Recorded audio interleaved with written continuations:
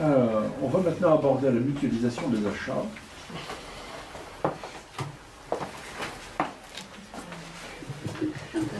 Non, ça fait avancer. C'est normal. Je vais essayer déjà. Super. Bon, bonjour tout le monde. Donc on va... La règle est la même. Oui, j'ai Un compris. petit Chalet. On va essayer de... Un petit signe à la main. On va essayer de t'entendre la cloche. Donc on va vous parler un petit peu de mutualisation des achats. Pas facile de passer sur la mutualisation des achats après Monsieur Gransart. Et donc voilà, donc je ne vais pas répondre à toutes les questions juridiques, notamment on va essayer de voir un petit peu notamment les intérêts, les avantages, aussi les inconvénients de la mutualisation des achats sur deux structures un petit peu différentes qu'on va vous présenter. Donc alors moi, je représente le GIE Synergie Achat. Voilà, c'est un groupement d'intérêt économique spécialisé dans la mutualisation des achats de matières premières, d'emballage et de frais généraux. Alors on travaille surtout sur la Bretagne avec des entreprises bretonnes, hein, que je vais vous mapper juste après. Actuellement, on représente une vingtaine d'adhérents, enfin 19 très exactement.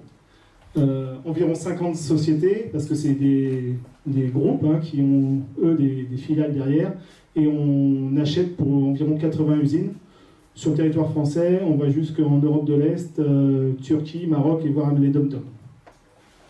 On mutualise environ, ça dépend un petit peu des cours des matières et des emballages, mais entre 100 et 110 millions d'achats mutualisés, environ 1200 articles pour vous donner un ordre d'idée, 900 fournisseurs sur notre panel, 70% de matières premières, plutôt tendance à la baisse, 15% d'emballage et un dossier qui monte de plus en plus, ce sont les frais généraux et les prestations de services.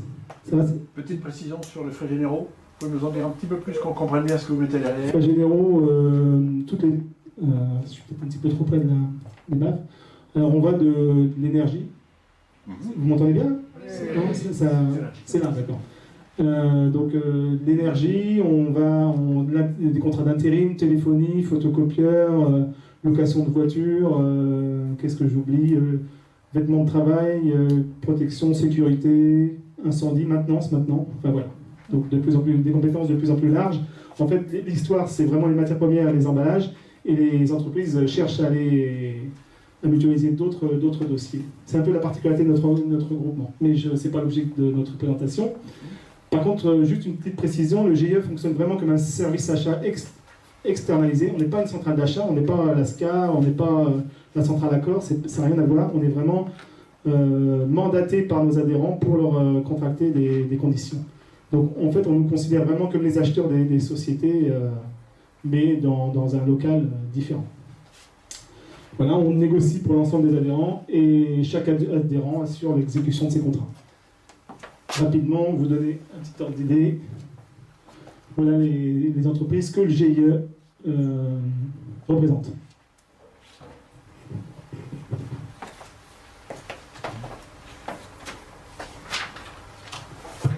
Alors, moi, je me suis présenté tout à l'heure, je suis Marc Pouleux. J'ai donc fondé le réseau Néo il y a maintenant 4 ans.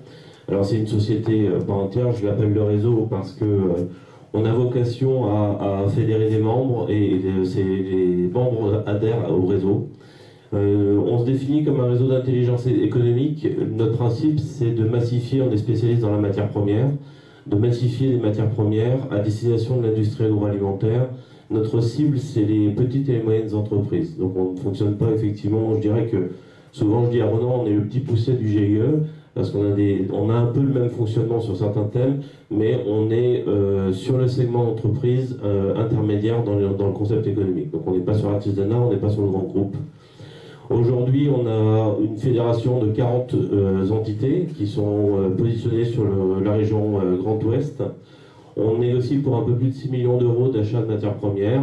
Alors nous, on est spécialisé dans le sucré, donc le sucre, le beurre, le lait, la crème, les œufs, tout ce qui sert pour les gâteaux, les fruits secs, les fruits et également le chocolat. On se propose des services de compétitivité d'achat de matières premières et des solutions d'optimisation. Rapidement, pour essayer de boucler un peu la présentation qui a été faite sur le juridique, on fonctionne avec des conventions de volume que l'on signe avec nos clients Et on fonctionne également avec des conventions d'engagement avec nos fournisseurs pour que l'ensemble de la tripartie de la négociation soit respecté. On négocie, on contracte pour les membres, donc on a comme une forme de mandat via les conventions. Et on est aussi gestionnaire de la plateforme au niveau de la supply chain, c'est-à-dire que, à la différence par exemple du synergie achat, nous on s'occupe jusqu'à la livraison sur site et on a une prestation à ce titre-là, puisqu'on a une plateforme. Donc on fait de la massification et je donne un exemple pour que tout le monde comprenne. Par exemple le sucre, si on veut avoir à un moment donné une optimisation tarifaire sur le sucre, on achète au camion complet et les entités que l'on a aujourd'hui n'ont pas toute capacité à avoir ce niveau de stockage en termes de foncier et de trésor. Donc on a une plateforme tampon qui sert justement les entreprises qui sont adhérentes au réseau. Voilà pour cette partie-là. Alors, la mutualisation. Une petite question à l'Assemblée pour savoir un petit peu, est-ce que vous auriez une définition à me donner de la mutualisation? Est-ce qu'on parle de mutualisation aussi bien sur la partie qualité, sur la partie de ressources? Est-ce que vous avez une idée de comment on peut définir la mutualisation? Qui nous fait une proposition? Il n'y a pas d'enjeu. Ah, non. Il n'y a rien à gagner, il n'y a rien à perdre, donc vous pouvez y aller. Oui. Ouais. Définition d'un besoin commun sur lequel tout le monde se retrouve, Avec un but avec un but d'une solution gagnant-gagnant. gagnant-gagnant, économique. Alors, tout à fait, bon, on est très proche de celle que j'avais définie. Hop là. Il manque des choses. Il y a un point noir qui... Oui. Peut-être en continue peut-être. Non, parce qu'après on passe à... Il manque les deux carrés verts, ils sont... Non, mais je les ai, mais c'est dommage.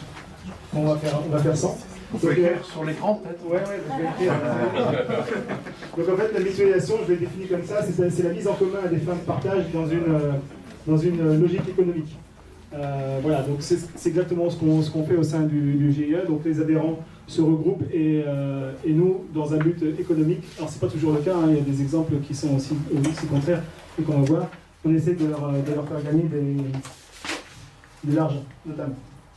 Voilà, donc avant toute démarche de mutualisation, il y a plusieurs questions qu'on doit se poser, et qui sont déjà pourquoi on veut mutualiser, qu'est-ce qu'on veut mutualiser, avec qui on veut mutualiser, et comment on veut mutualiser. Ça, c'est important. Alors bien sûr, on veut mutualiser pour peser plus lors des négos.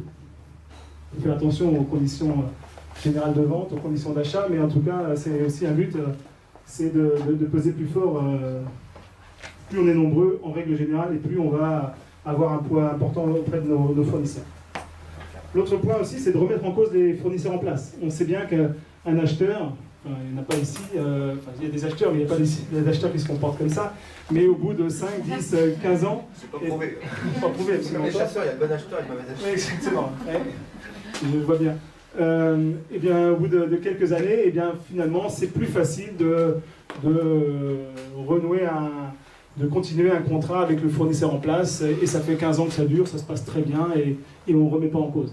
Donc, ce genre de démarche de mutualisation, d'externaliser nos achats, quels qu'ils soient, ça remet aussi fortement en cause le panel fournisseur, avec des enjeux très importants en règle générale. Un autre point aussi, c'est de consulter régulièrement le marché. C'est-à-dire que l'organisme va faire pour vous, pour son adhérent, des consultations de marché très régulières, ce qu'on peut aussi faire moins souvent pour son compte. L'autre point aussi, c'est de gagner du temps. Voilà. C'est-à-dire qu'il y a des dossiers qui sont compliqués à mettre en œuvre, qui sont compliqués à consulter le marché.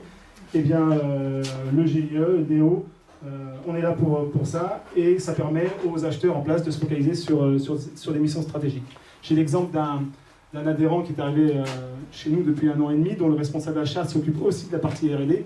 Bon, c'était très clairement la volonté de la direction générale et celle des achats aussi, de se dire, bon, une partie des achats de matières premières vont être confiés au GIE, et moi, mon responsable achat, il va migrer sur une mission développement, innovation bien plus importante. C'est là que je l'attends, par exemple. Alors, bien entendu, c'est aussi pour améliorer ses conditions d'achat, son taux de service aussi, la qualité de service, parce qu'on va peser plus fort sur au niveau des négociations, et en règle générale, on a des écoutes fournisseurs qui sont plus importantes qu'un adhérent tout seul. En tout cas, c'est ce qu'on note au niveau de nos relations fournisseurs par rapport aux adhérents qui étaient tout seuls auparavant. Et un dernier point sur le pourquoi, il manque aussi en haut le titre, c'est bizarre quand même. On va vous traiter des dossiers qui sont pour le moment peut-être pas gérés dans votre organisme. Alors, notamment, c'est l'exemple des frais généraux, parce que notamment en agroalimentaire, toute la partie matières premières, emballage est gérée, hein, les services achats sont en place, ils font un travail très efficace. Par contre, il peut y avoir des dossiers qui ne le sont pas encore, ou qui ne le sont pas complètement, ou sur lesquels vous n'avez pas les compétences pour. Voilà. Et donc, un organisme de mutualisation des achats est là aussi pour ça. Alors, non, je reviens juste par rapport à ce qui s'était dit l'année dernière, où dans la crainte de la mutualisation, beaucoup de personnes disaient quid de la concurrence, on ne se différencie plus, quid de la personnalisation, on n'a plus de personnalisation potentielle. Comment vous répondez effectivement à ces craintes? Pour moi, c'est absolument pas fondé. Tout simplement parce que vous êtes maître de votre destin, grosso modo, et vous êtes capable de confier ce que vous avez envie de confier. Voilà, c'est tout simplement. Je prends l'exemple de dire, vous êtes capable de confier des dossiers sur lesquels la différence ne se fera pas au niveau des achats. Tout simplement, je prends un exemple d'huile de colza, à part, je ne vois même pas, et je ne vois pas comment vous pouvez faire une différence, vous, économique, commerciale, sur de l'huile de colza, à moins qu'elle soit issue de... Peut-être que vous avez juste un petit champ sur l'île d'Ar et que vous arrivez à faire une origine protégée ici, mais à part ça, il n'y a pas de différenciation possible. Et pour un produit qui pourrait être vraiment avec un intérêt de mutualisation, mais sur lequel vous avez une spécificité bien particulière, bien à vous, process, etc., ce sont tout à fait des choses que l'on peut, nous, vous garantir en termes de confidentialité. C'est-à-dire que j'ai l'exemple d'une société, un charcutier de Bretagne, qui avait une découpe de jambon bien particulière, avec un salage bien particulier, etc. Eh bien, on lui a acheté, parce que c'était intéressant de mutualiser l'ensemble de nos volumes de jambon. Il avait une particularité, on n'a jamais copié la fiche technique sur un autre adhérent, c'était sa fiche technique.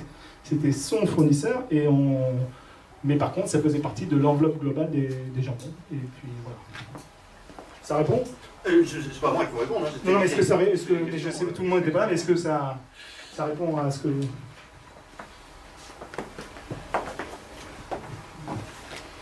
Alors, la question suivante qui n'apparaît pas dans le titre, c'est qu'est-ce qu'on mutualise?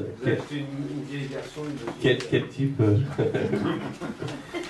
de produit ou quel type de bien, quel type de matière on mutualise? Donc, ce qui est retracé ici, avant tout, les sollicitations que l'on a lorsque l'on se positionne comme des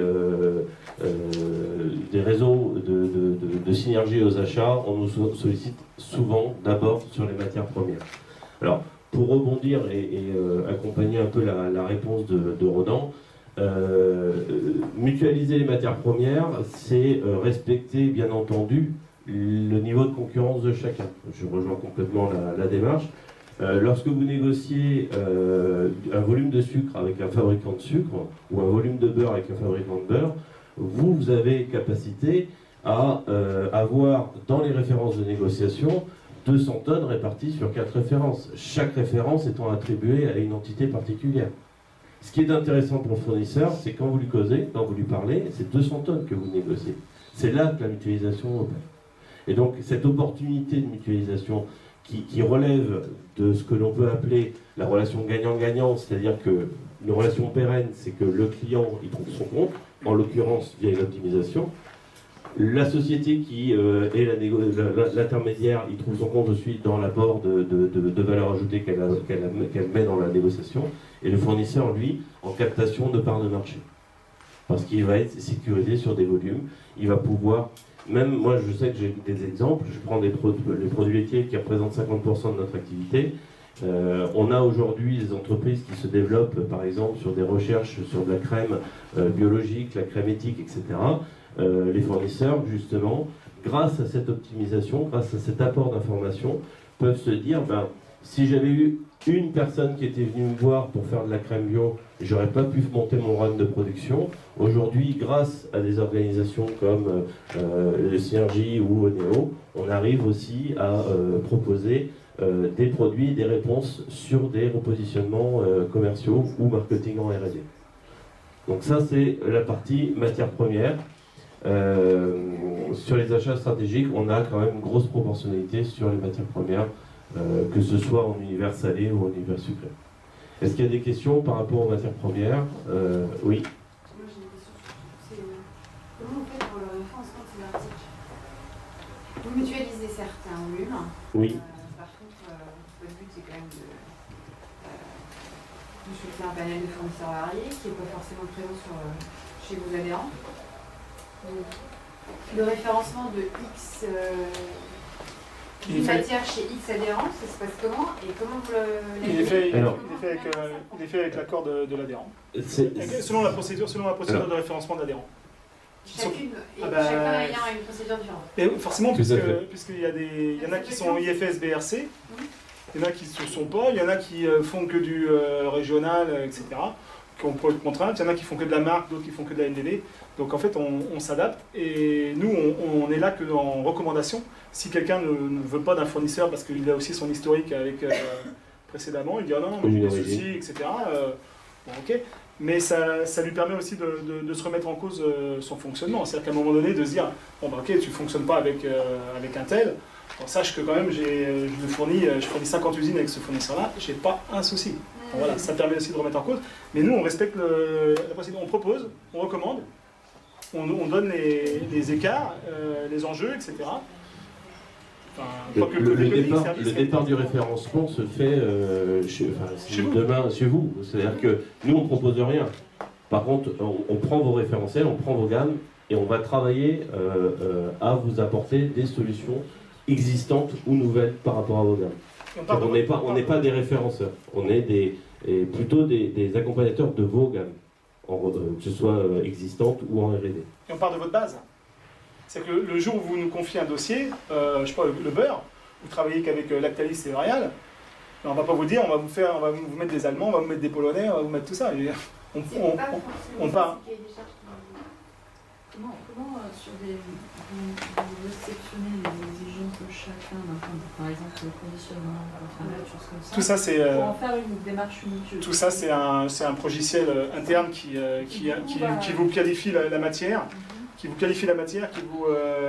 donne les origines, les conditionnements, etc.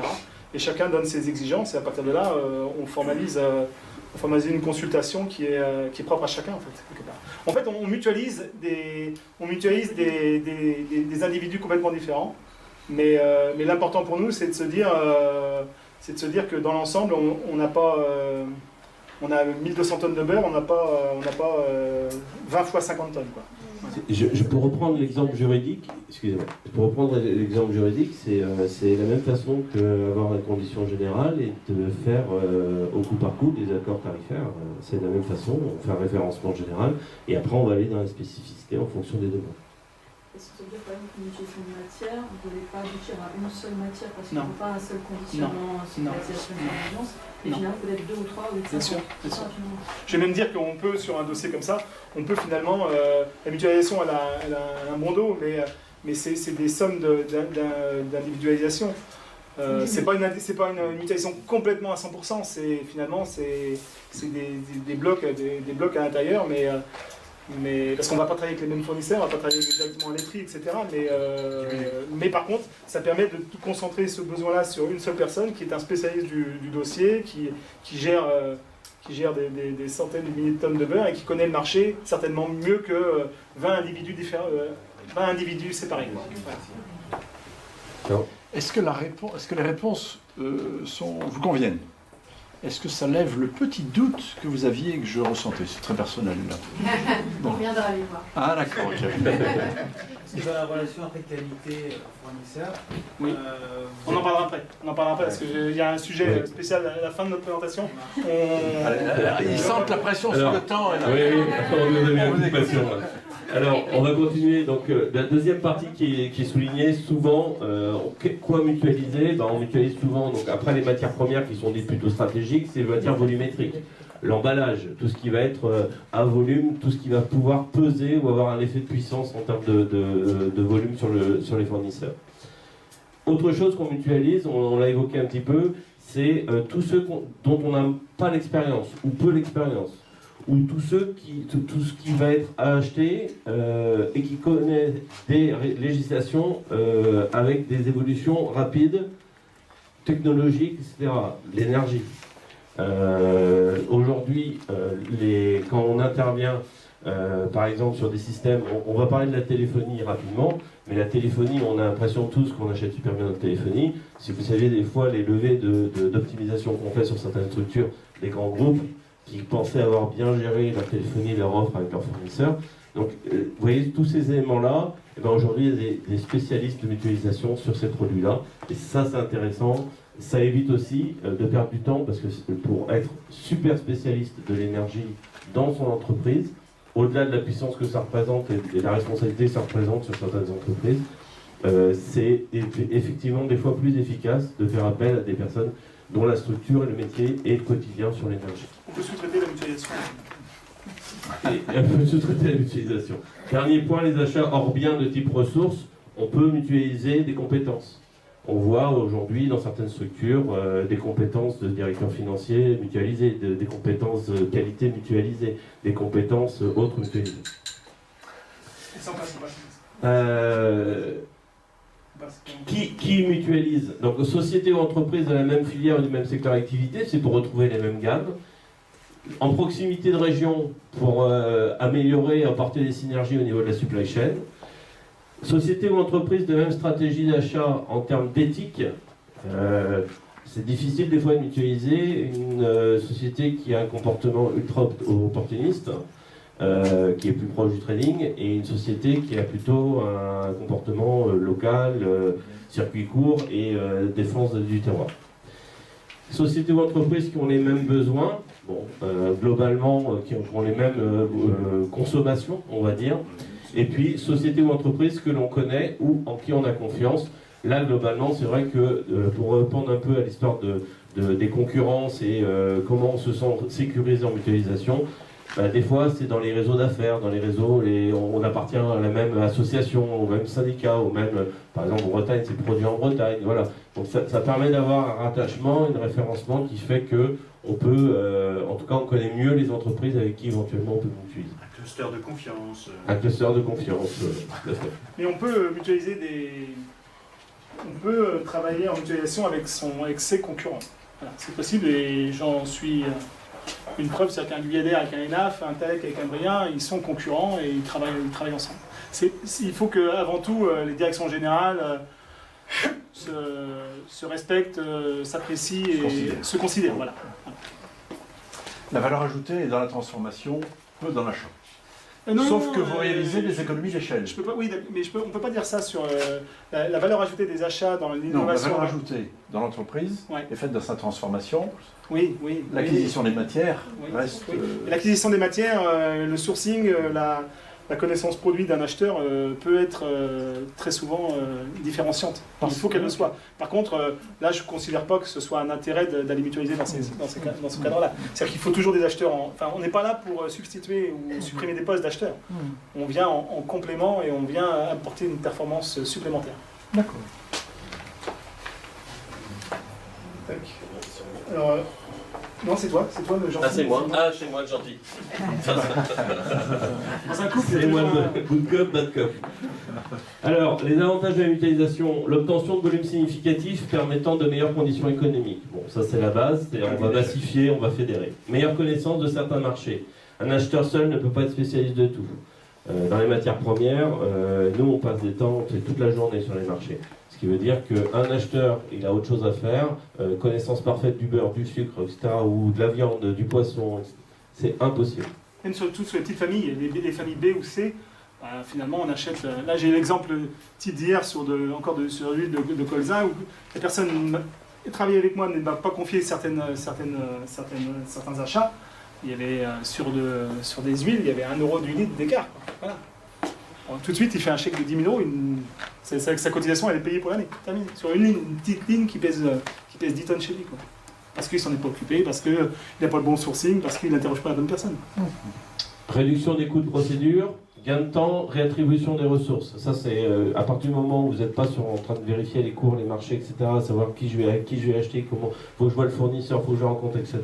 Ce temps-là, vous allez pouvoir le passer en interne sur des améliorations, sur de la valeur ajoutée. Sur des structures telles que moi, avec lesquelles je travaille, c'est souvent le dirigeant qui faisait ça. Aujourd'hui, le dirigeant, il fait du commerce, il fait de la R&D, il développe des gammes, etc. Et puis l'aide à la prise de décision. Eh ben, à partir du moment où vous savez quelle météo vous allez savoir quel week-end vous allez faire, ben, c'est un peu la même chose. La mutualisation, c'est à partir du moment où vous savez comment ça va atterrir le marché dans 3 mois, c'est plus facile pour négocier des campagnes commerciales. Alors il y a quand même, tout n'est pas beau et rose, hein, il y a quand même aussi des inconvénients, quelques-uns. Alors en effet, il y a un cadre de fonctionnement qui peut paraître et qui peut sembler plus rigide. En effet, c'est un double cadre de fonctionnement qui vient par-dessus le vôtre. Donc voilà, c'est-à-dire que vous pouvez imaginer que nous, on est 5 personnes en tout, 4 acheteurs et une assistante. On fournit 80 usines. Si à un moment donné, lorsqu'on consulte le marché sur les produits laitiers, si chacun répond quand il a envie, ça va être un peu compliqué.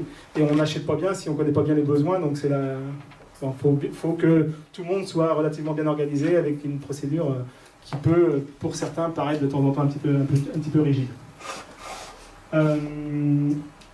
L'autre chose aussi, c'est qu'on a voilà, c'est ce que je disais, on n'achète pas bien si on n'a pas des bons besoins. Donc il faut que les adhérents aient une bonne connaissance de leurs besoins.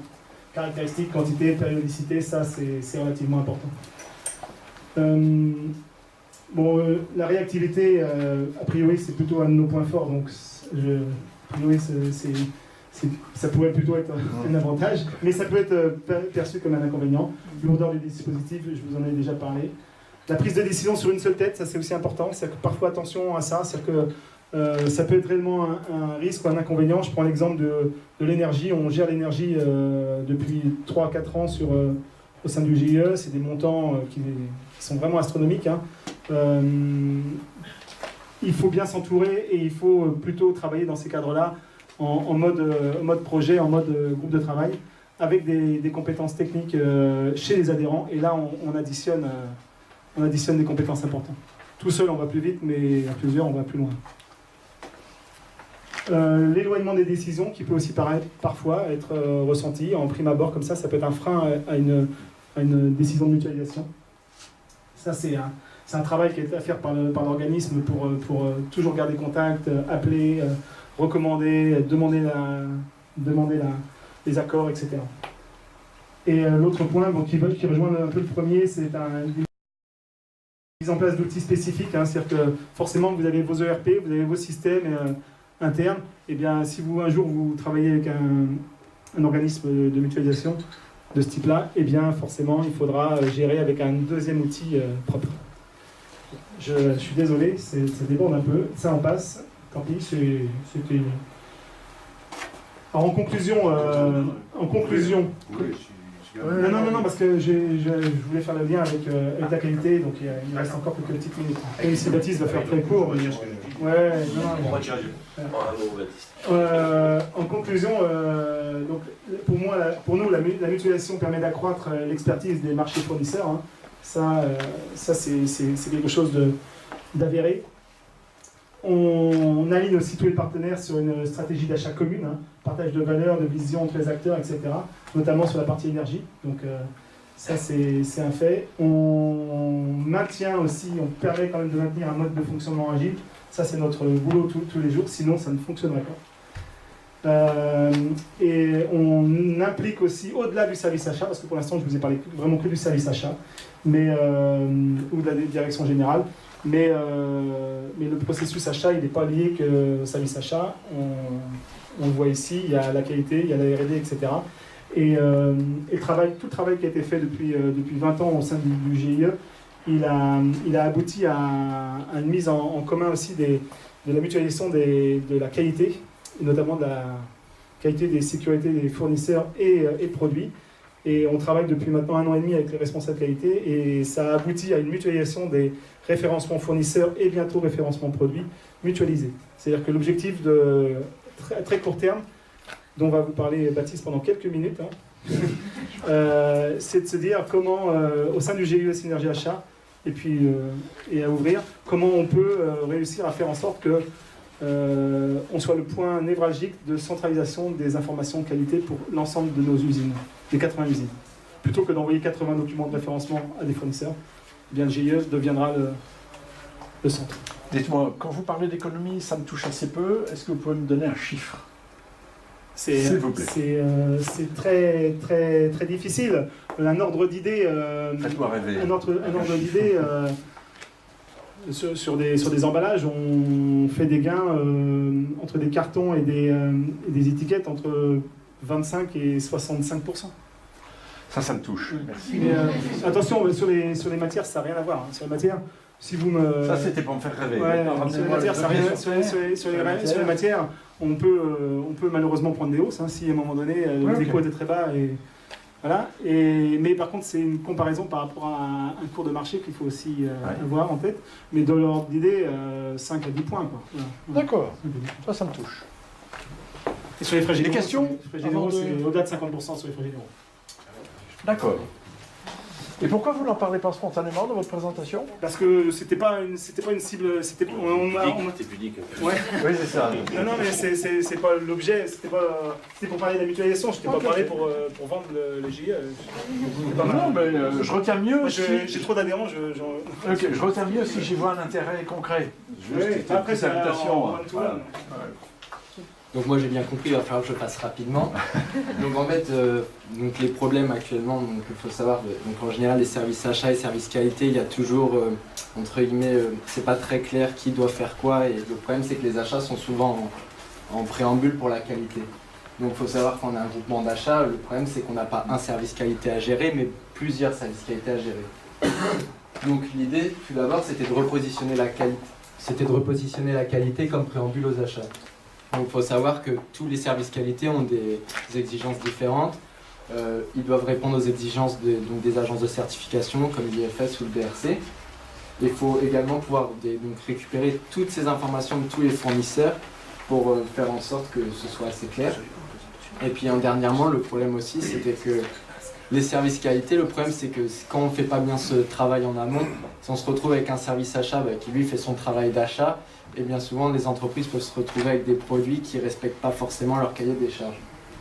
Donc à partir de là, l'idée c'était de mettre en place donc une plateforme collaborative qui permette donc aux entreprises, fournisseurs et clientes d'être regroupées et donc à un client d'accéder aux informations de tous ses fournisseurs.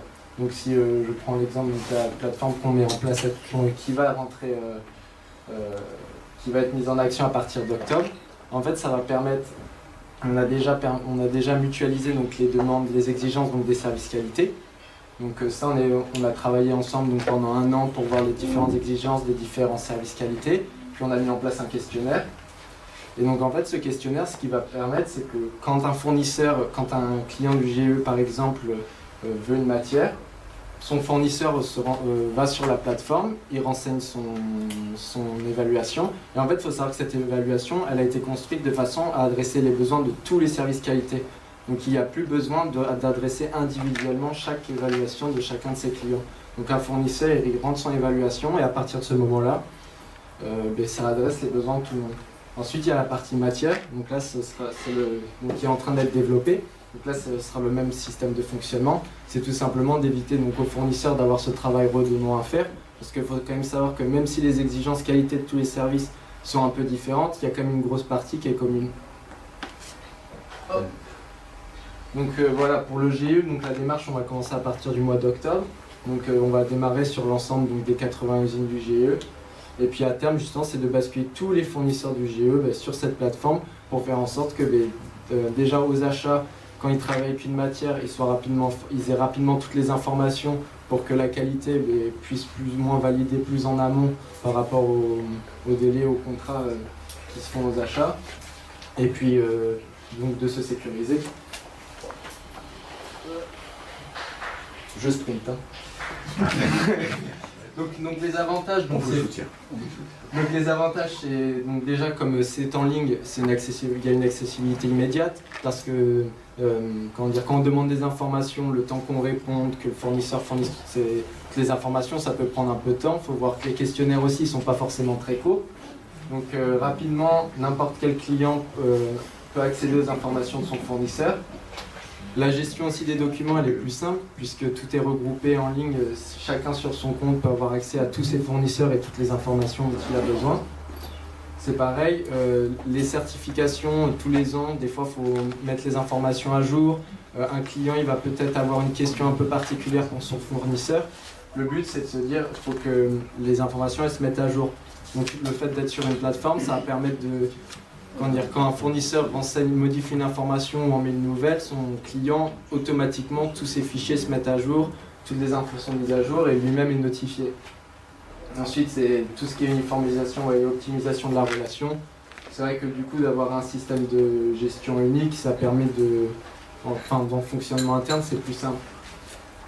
Forcément, il y a un gain de temps non négligeable pour les services qualité, notamment pour les fournisseurs, parce que eux, au lieu de répondre à Pierre, Paul et Jacques avec un questionnaire qui est à 90% le même et il y a juste le logo qui change, ça leur permet donc de répondre à une fois et ensuite d'adresser à l'ensemble de leurs clients d'un coup.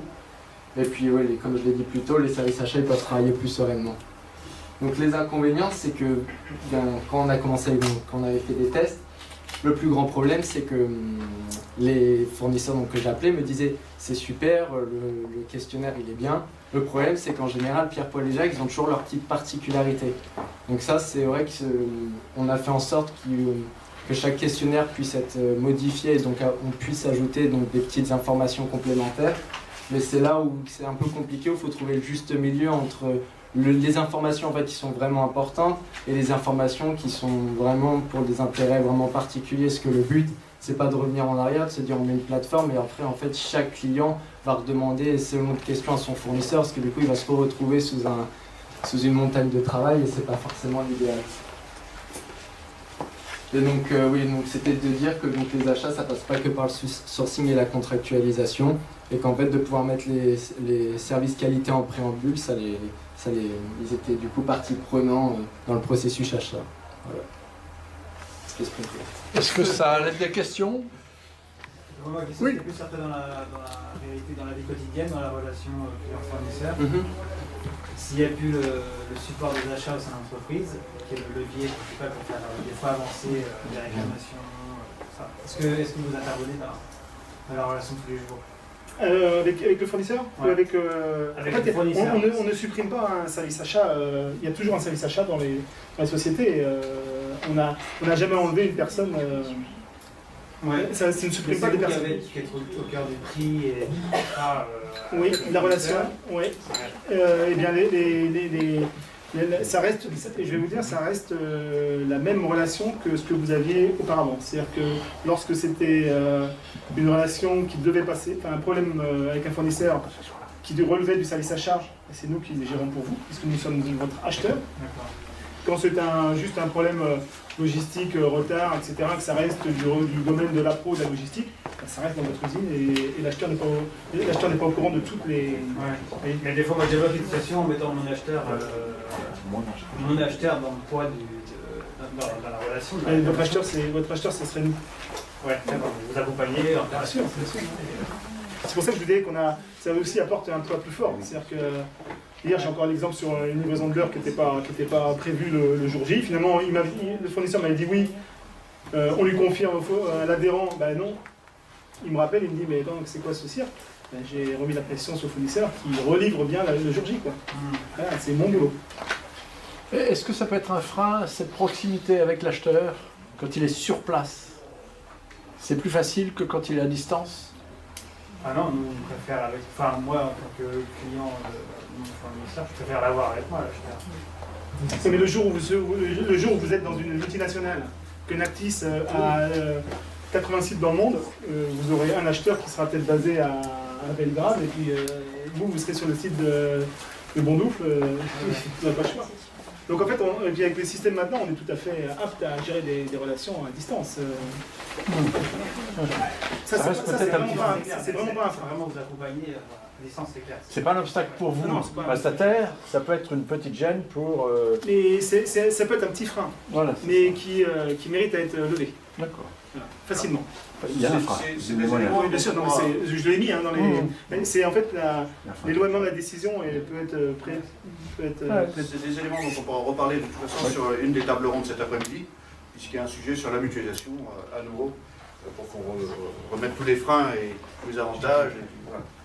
Donc, en tout cas, merci beaucoup. On applaudit.